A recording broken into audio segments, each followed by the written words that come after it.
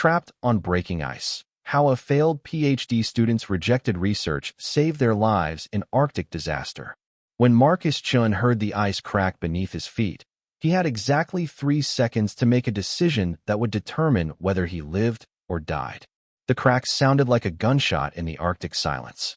Marcus froze, his breath forming clouds in the -40 air. He was standing on what should have been solid lake ice, 3 miles from the research station, carrying equipment that suddenly felt impossibly heavy. Behind him, his colleague Dr. Sarah Okonkwo stopped mid-step, her eyes wide with recognition of what that sound meant. "Don't move," she whispered, though her voice carried clearly in the crystalline air. But it was already too late. The moment everything changed. Welcome to Heartfire Obsession. Don't forget to like and subscribe because this story will show you what happens when nature's fury meets human ingenuity in the most unforgiving place on Earth. The ice beneath Marcus exploded into a spider web of fractures.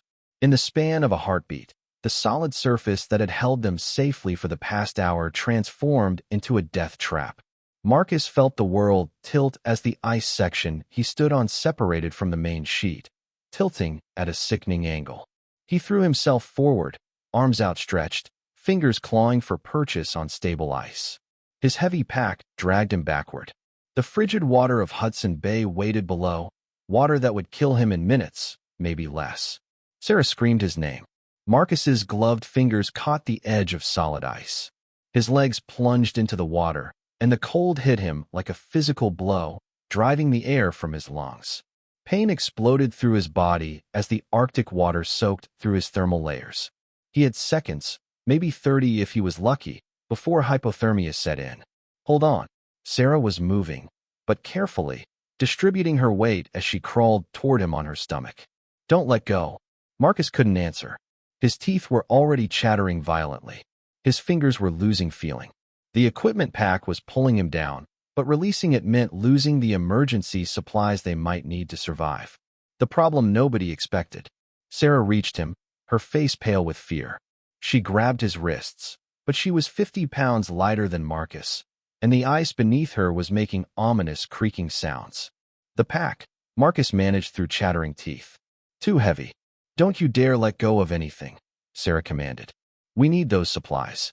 She was right, but Marcus could feel his grip weakening. The wet gloves were freezing solid. His arms were shaking from more than just cold. His muscles were beginning to fail. Then Sarah did something that would have seemed insane to anyone watching. Instead of trying to pull Marcus up, she started sliding backward, dragging him with her, using her body weight as an anchor. It was agonizingly slow, but inch by inch, Marcus felt himself being pulled from the water. "The sleeping bag," Marcus gasped. "In my pack. We need." "I know what we need," Sarah interrupted. "Just keep holding on." The race against time. It took 90 seconds to get Marcus fully onto stable ice. 90 seconds that felt like hours. By the time Sarah pulled him clear, Marcus's legs were completely numb. His core temperature was dropping fast. They were still 3 miles from the station, and the sun was already beginning its descent toward the horizon. Sarah moved with practiced efficiency born from years of Arctic research. She unzipped Marcus's pack and pulled out the emergency shelter, a compact bivy sack designed for exactly this scenario.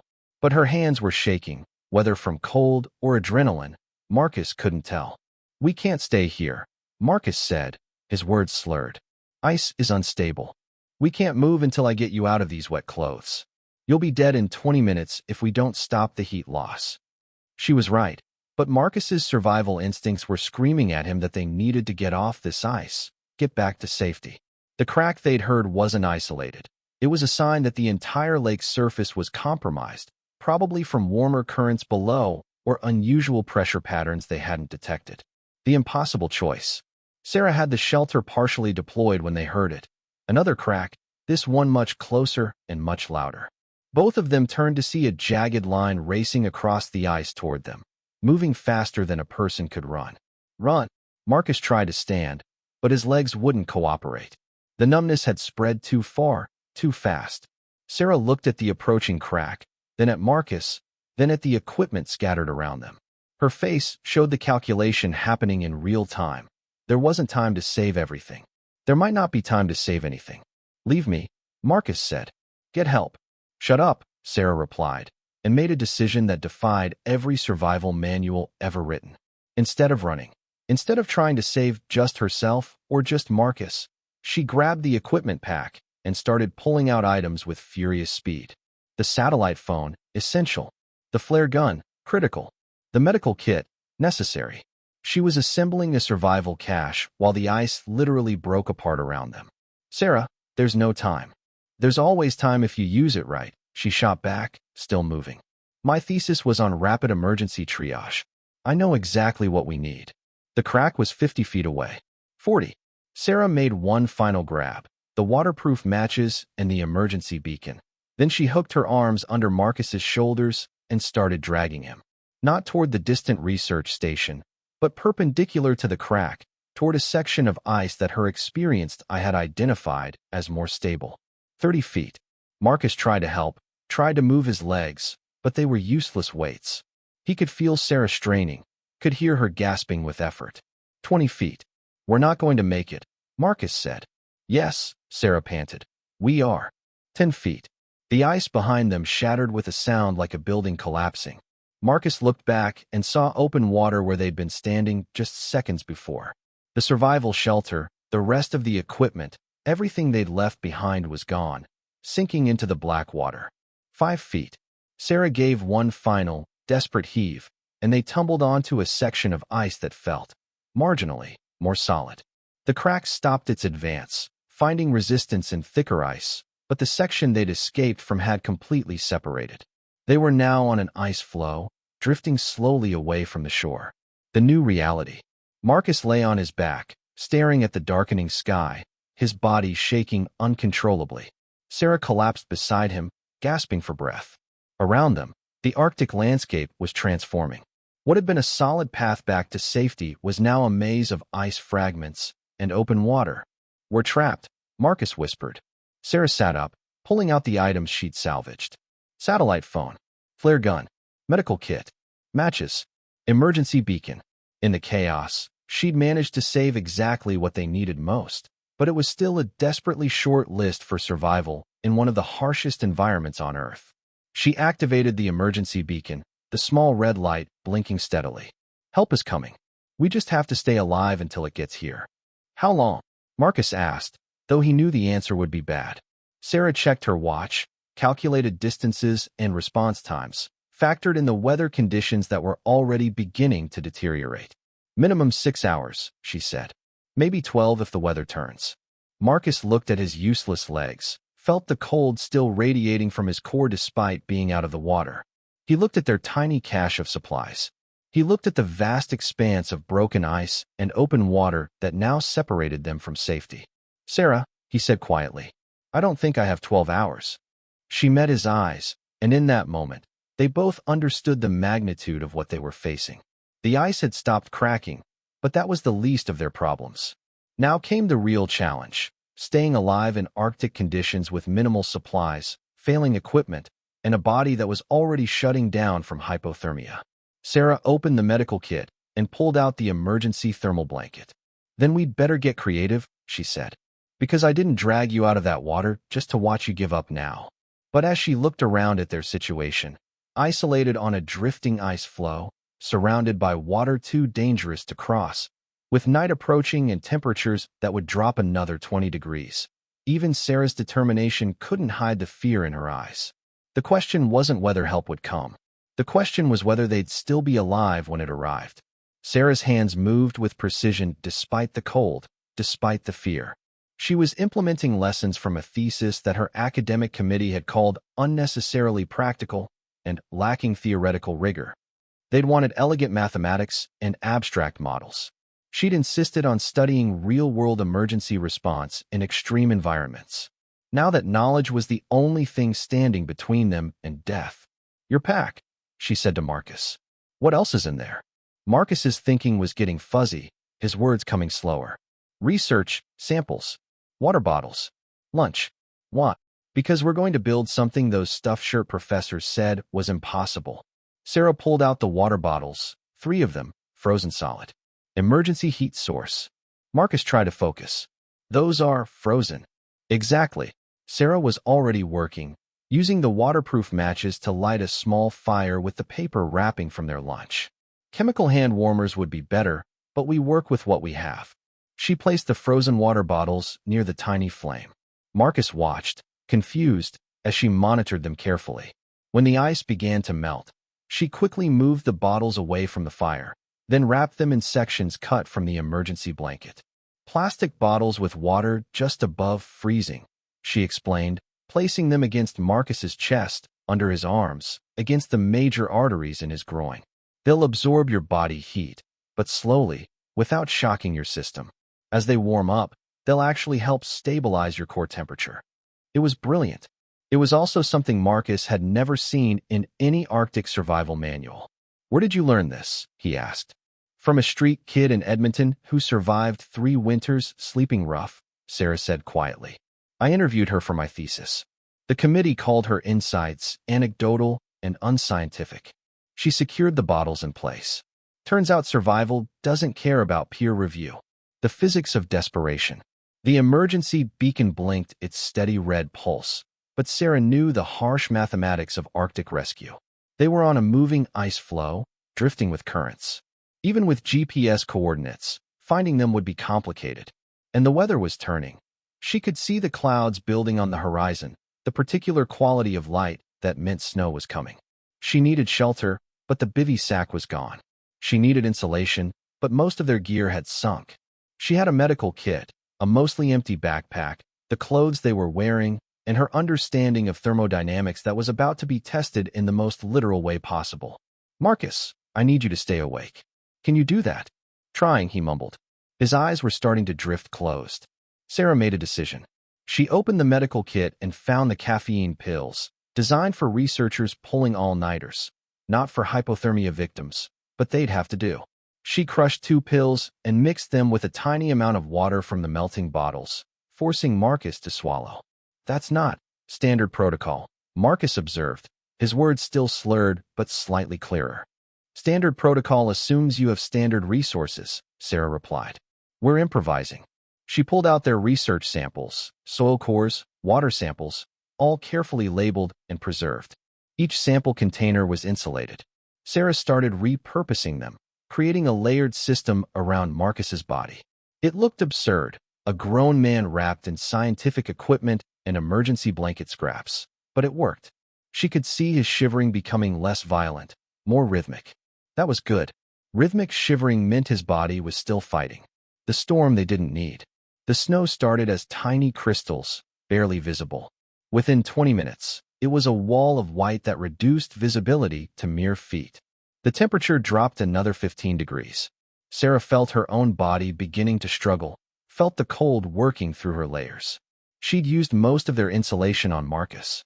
The question now was whether she could keep herself functional enough to maintain their survival system. The satellite phone was their lifeline, but it had limited battery in these temperatures. Sarah powered it on just long enough to confirm their position had been received, that rescue was being attempted, then shut it down to conserve power. The flare gun had 3 shots. She'd save those for if she heard aircraft. "Tell me something," Marcus said, his voice stronger now thanks to the caffeine and the warming system. "Why did you grab those specific items?" When the ice was breaking, Sarah was building a small windbreak using their remaining equipment and snow. "Pattern recognition. I spent 2 years analyzing emergency situations where people survived against odds. There's always a pattern, not what they saved, but how they thought about priorities." And Marcus prompted. "Most people either grab everything and save nothing, or grab one obvious thing and miss what they actually need." Sarah packed snow into gaps in her makeshift wall. "I grabbed the items with the highest utility across multiple scenarios. Communication, signaling, medical treatment, fire. Everything else is just weight." That's why they didn't respect your thesis, Marcus realized. It was too simple. Academia wants complexity. Academia wants theories that look impressive on paper, Sarah corrected. "I wanted things that work when the paper burns because you need it for kindling. The calculation that saved them." For hours passed. The storm intensified. Sarah's improvised shelter was holding, but barely. The water bottles she'd positioned around Marcus needed to be rotated regularly to maintain their effectiveness. Her own core temperature was dropping. She could feel it in her slower reactions, her fingers taking longer to work. Then she heard something that made her blood run colder than the Arctic air. A sharp crack, followed by another. Their ice floe was breaking apart. Sarah grabbed the satellite phone, powered it on despite the battery concern. She needed to update their position, needed rescue to know they were moving. But when she tried to establish connection, nothing happened. The storm was too intense. Signals couldn't penetrate. Sarah? Marcus could hear the change in her breathing. What's wrong? The ice is fracturing again. We might need to move. Can't. Marcus tried to stand, but his legs were still unreliable. Not yet. Sarah did the calculation in her head. Moving Marcus' wrist accelerating his hypothermia. Staying risked them being dumped in the water when the ice broke completely. Neither option was good. I need you to understand something, she said, still working, still building, still thinking. If this ice breaks and I have to choose between saving you or saving the communication equipment, I'm saving the equipment. Marcus stared at her. What? One person dead, one person alive with a working phone means rescue still comes, Sarah said flatly. Two people dead because we try to save each other means nobody ever knows what happened to us. Those are the mathematics. That's cold. That's survival. Sarah met his eyes. And I need you to promise me that if it comes to that choice, you let me make it. Marcus was quiet for a long moment. Then, your thesis committee was right about one thing. You are unnecessarily practical. Is that a yes? It's a yes. The breakthrough nobody expected. The ice held barely. But as the 6th hour approached, Sarah noticed something that made her reconsider every assumption she'd made about their situation. The ice floe they were on had drifted in a wide arc. The storm had pushed them, the currents had pulled them, and now, visible through a brief gap in the snow, she could see land. Not the distant research station, but a small island, maybe a quarter-mile away. It was still too far to swim. Still too dangerous to cross the broken ice between here and there. But it was closer than they'd been, and it offered something their floating island didn't. Actual shelter. Marcus, she said carefully, how much do you trust me? He looked at her warily. That's never a good opening. I have an idea. It's risky, but I think it might be our best option. Sarah explained her plan. Marcus listened, his expression moving from skeptical to horrified to, finally, resigned acceptance. That's insane, he said. It's physics, Sarah corrected. Physics is often insane. Do you have a better option? Marcus looked at their deteriorating situation, the fragmenting ice, the storm that showed no signs of breaking, his own body that was holding stable but wouldn't last forever. No, he admitted. But if this kills us, I'm haunting you. If this kills us, I'll deserve it, Sarah agreed. She began preparing for what came next, gathering their supplies, calculating angles and currents and the structural integrity of ice that was already compromised. She was about to attempt something that violated every safety protocol, something that would seem reckless to anyone watching. But Sarah had learned something during her unscientific research. Sometimes the difference between survival and death wasn't following the rules. It was understanding which rules existed to prevent tragedy in common situations, and which rules could be bent when the situation was anything but common. Marcus watched her work, saw the determination in her movements, the precision in her calculations. She'd been underestimated her entire academic career. Too practical, too focused on application, not theoretical enough. But right now, stranded on fragmenting ice in an Arctic storm, her practical knowledge was the only thing keeping them alive.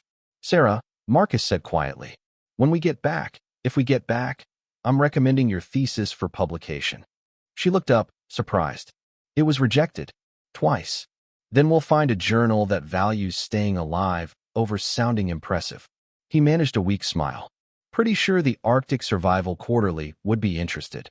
Sarah returned to her preparations, but Marcus saw her blinking rapidly, saw her jaw tighten with emotion she wouldn't let herself feel until they were safe. Let's survive first, she said. Then we'll worry about publication. But as she finished her calculations and prepared to implement a plan that was equal parts brilliant and terrifying, one thought kept echoing in her mind. If this worked, it would prove everything she'd been trying to tell the academic world. And if it didn't work, well, at least no one would be around to say, I told you so. The storm howled. The ice groaned. and Sarah prepared to do something that would either save their lives or end them in the most spectacularly reckless way possible. There was no middle ground, no safe option, just survival or death, decided by physics and desperation, and a woman who'd been told her entire career that practical knowledge didn't matter.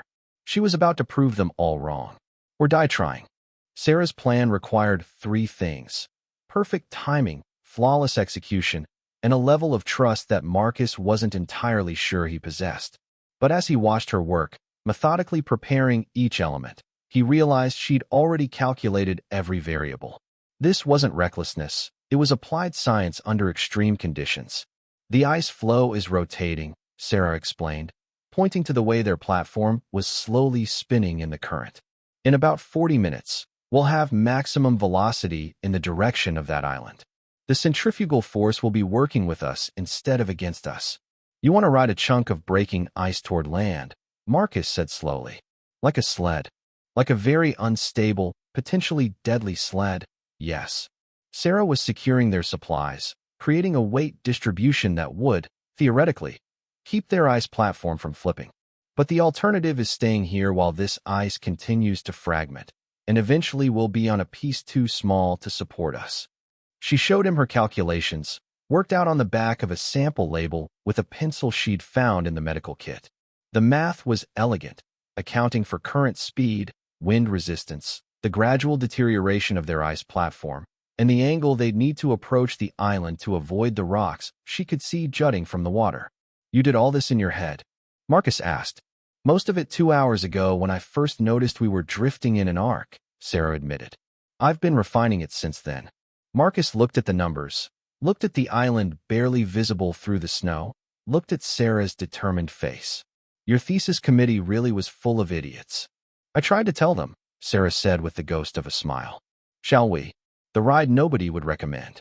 They positioned themselves carefully on the ice floe, Marcus lying flat to minimize his profile, Sarah kneeling beside him with one hand on their equipment bundle and the other gripping an ice pick she'd fashioned from a tent stake.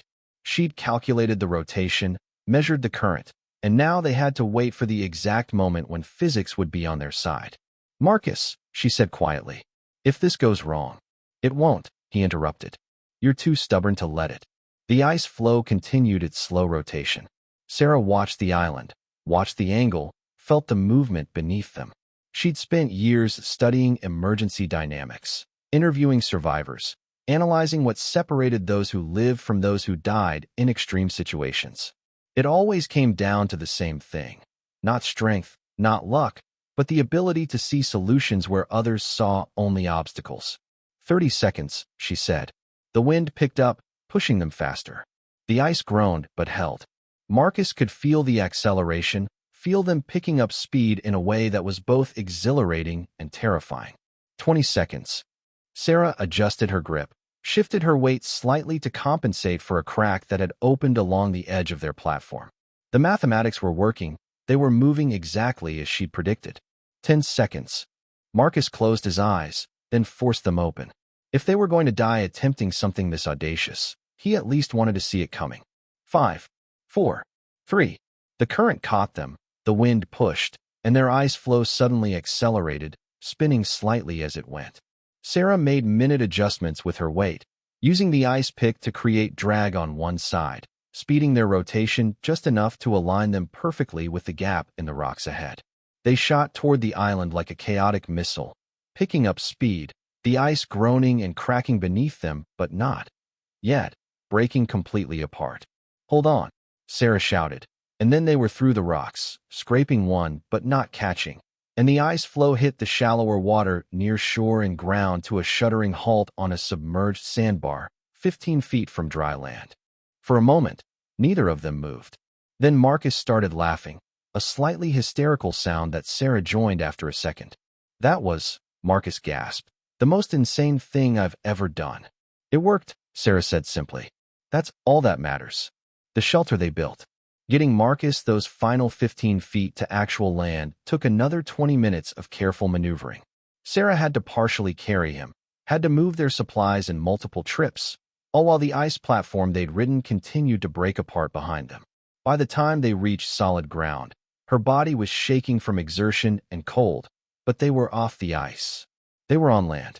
The island was small, maybe a mile across, but it had something crucial, a rocky outcropping that formed a natural windbreak. Sarah got Marcus positioned there, then began the work of building real shelter. She found driftwood, more than she'd expected. Pieces of boats, old fishing equipment, debris from 1,000 storms. She built a framework, used their emergency blanket as a tarp, packed the gaps with snow and moss. It wasn't pretty, but it would trap heat. It would keep them alive. The fire was harder. Everything was damp, and her hands were nearly too cold to work. But she used the research papers from Marcus's pack, all that data, all those carefully recorded observations, as kindling. Marcus protested weakly. "Those are months of work," he said. "Those are cellulose that burns," Sarah corrected, setting his research notes alight. "You can collect new samples when you're not dying of hypothermia." The fire caught, grew, became the most beautiful thing Marcus had ever seen. Sarah fed it carefully, built it up, and soon they had real heat. She repositioned the water bottles, now warm, around Marcus's body. She made him drink, made him eat from the lunch they'd saved. His color was returning. His words were becoming clearer. "We might actually survive this," he said wonderingly. "We're definitely surviving this," Sarah corrected. She checked the emergency beacon, still blinking, still transmitting. "And when rescue comes, you're going to tell them exactly whose unscientific methods kept you alive." The rescue they earned. The storm broke just before dawn. Sarah had stayed awake all night, feeding the fire, monitoring Marcus, keeping watch. When the sky cleared and she heard the distant thrum of helicopter rotors, she grabbed the flare gun and fired all 3 shots in rapid succession, painting the Arctic sky with brilliant red light. The helicopter found them within 20 minutes. When the rescue team descended, when the medics wrapped Marcus in real warming blankets and started checking his vitals, when the team leader asked what had happened, Sarah gave them the abbreviated version. Fell through ice. Made temporary shelter. Waited for rescue. But Marcus, being loaded onto a stretcher, told them the rest. Told them about Sarah's improvised heat sources, her calculation of drift patterns, her insane but perfectly executed plan to ride an ice floe to safety. The rescue team listened with expressions of increasing disbelief. "Ma'am," the team leader said to Sarah, "that's about 7 different ways to die that you somehow turned into survival techniques." "That's what happens when you study reality instead of theory," Sarah replied. In the helicopter, wrapped in warming blankets with hot drinks and real medical care, Marcus and Sarah sat side by side. Marcus was going to be fine. The medics confirmed it. No permanent damage, no frostbite severe enough to cause lasting problems. He'd been hours from death, but Sarah had kept him on the right side of that line. "I meant what I said," Marcus told her, his voice firm despite his exhaustion. "About publishing your thesis. The world needs to know this stuff." "The academic world won't care," Sarah said. "It's not theoretical enough. It doesn't fit their models." "Then we'll write it for a different audience," Marcus insisted. "Emergency responders. Search and rescue teams. Anyone who might actually need to use this information." He looked at her seriously. "You saved my life using knowledge that was rejected as unsophisticated. That's not a failure of your work. That's a failure of the system that rejected it." Sarah was quiet for a moment, watching the Arctic landscape pass below them, beautiful and deadly in equal measure. "You know what the worst part was?" she finally said. "Back in that committee room, when they were criticizing my thesis, part of me believed them. Part of me thought maybe I was wrong to focus on practical applications. And now?" Marcus asked. "Now I know I was right," Sarah said firmly. "Theory matters. But when you're freezing to death on an ice floe, theory doesn't keep you warm. Application does." The recognition they deserved. 3 months later, Sarah stood in front of a very different kind of committee. Not the academic panel that had rejected her thesis, but a joint session of the Arctic Research Council and the International Association of Emergency Responders. Her presentation, "Practical Survival Methodologies in Extreme Cold Weather Incidents," was being live-streamed to rescue teams and research stations across the polar regions. She walked them through every decision, every calculation, every improvised solution. She showed them the physics of using frozen water bottles as heat regulators. She explained the pattern recognition that allowed her to identify critical supplies in seconds. She detailed the mathematics of riding an ice floe to safety. The audience didn't look skeptical. They looked mesmerized. When she finished, the head of the Arctic Research Council stood up. Dr. Okonkwo. He said formally, she'd completed her PhD, finally, with a committee that actually understood the value of her work. This is the most important Arctic survival research I've seen in 20 years. Why hasn't this been published before? Sarah smiled, and it wasn't entirely kind. Because 3 years ago, an academic committee told me it was too practical to be intellectually rigorous. The silence in the room was profound. Their loss is the world's gain. The council head said finally, we're recommending your work become required training for all polar research teams. You've potentially saved countless lives with this research. Marcus, sitting in the front row with a cane, his legs had recovered but still troubled him in cold weather, started applauding. The rest of the room joined him, standing, until Sarah was facing a standing ovation from people who understood exactly what her work meant. The truth they all learned. Later, at the reception, Sarah was surrounded by researchers and emergency responders, all wanting to know more, wanting to implement her methods, wanting to understand how she developed such practical, effective techniques. The secret, she told them, is that I listened to the people everyone else dismissed. Street kids who survived winter's rough sleeping. Indigenous elders whose traditional knowledge was called primitive. Search and rescue volunteers who were told their experience didn't count as research. She looked around at the crowd of highly educated, highly credentialed people hanging on her words. I learned that survival isn't theoretical. It's not elegant. It's not something you can predict from a computer model. It's messy and improvised, and it requires you to value practical knowledge over academic prestige. One young researcher raised his hand. But how do you convince institutions to value that kind of work? Sarah glanced at Marcus, who grinned. You survived something impossible using that knowledge, she said. And then you make sure everyone knows it wasn't luck. It was skill that saved you. Skill that came from research everyone said didn't matter. Marcus approached after the crowd thinned. You know what the best part is? He said. That committee that rejected your thesis? They've requested copies of your new publication. Are you going to send it to them? Sarah asked. Absolutely, Marcus said, along with a note explaining that Dr. Okonkwo is unfortunately too busy training international rescue teams to review feedback from academics who don't understand the value of practical research. Sarah laughed, a genuine, delighted sound. That's petty. That's earned, Marcus corrected. The legacy they built. A year later, Sarah's Practical Survival Institute opened its doors. It wasn't attached to any university. Sarah had learned that lesson well. Instead, it was funded by rescue organizations, emergency response teams, and governments who understood that the difference between life and death often came down to practical knowledge applied under pressure. The institute trained everyone from Arctic researchers to disaster response coordinators. It brought in experts who'd never seen the inside of a classroom, but who'd survived situations that would kill most people. It valued experience over credentials, results over theory, practical application over elegant abstraction. And it taught people that sometimes the most sophisticated solution was the one that used frozen water bottles and scavenged driftwood to keep someone alive. Marcus taught there too, when his schedule at the research station allowed. He'd become an advocate for changing how scientific institutions valued different kinds of knowledge. He'd published 3 papers on the need for applied research in extreme environments, all of them citing Sarah's work prominently. You changed the entire field, he told her one evening as they reviewed applications for the Institute's next training session. Nobody talks about Arctic survival the same way anymore. I just did what needed to be done, Sarah replied.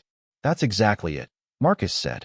You did what needed to be done, even when everyone told you it wasn't important enough, theoretical enough, academic enough. You trusted your knowledge over their credibility. That's why you're here, and they're still arguing about methodology in committee rooms. Sarah looked at the applications, emergency responders from 15 countries, all wanting to learn the techniques that had been called unnecessarily practical by people who'd never had to survive with minimal resources in hostile environments. You know what I realized? She said quietly. Back on that ice floe, I wasn't trying to prove anyone wrong. I was just trying to keep us alive. But it turns out that's the same thing. Actually doing the work, actually solving the problem. That proves more than any argument ever could. The moment that mattered. Sometimes, late at night when she couldn't sleep, Sarah thought about those hours on the ice. About the committee that had rejected her work. About the moment she'd had to choose between theoretical elegance and messy survival. She'd chosen survival. She'd chosen practical knowledge over academic approval. She'd chosen to trust her research even when everyone else had dismissed it. And that choice had saved 2 lives, had changed an entire field, had proven that sometimes the most valuable knowledge is the kind that works when everything else fails. The academic world had told her she wasn't sophisticated enough. The Arctic had proven them wrong. And now, training the next generation of researchers and responders, Sarah made sure they understood one fundamental truth. Survival doesn't care about credentials. It doesn't care about publications or committee approvals or theoretical elegance. Survival cares about what works. And Sarah Okonkwo had proven, in the most literal way possible, that her approach worked when traditional methods would have failed. The committee that rejected her thesis never apologized. But 3 years after that day on the ice, when Sarah received the International Emergency Response Medal for her contributions to Arctic survival methodology, she noticed something interesting.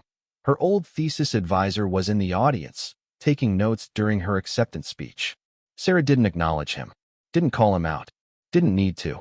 She simply continued her speech, explaining her methods, sharing her knowledge, proving with every word that practical expertise was just as valuable, maybe more valuable, than theoretical sophistication. And when she finished, when the audience stood and applauded, when emergency responders from around the world lined up to shake her hand and thank her for research that would save lives, Sarah finally allowed herself to feel it. Vindication. Not because she'd proven her critics wrong, but because she'd proven herself right.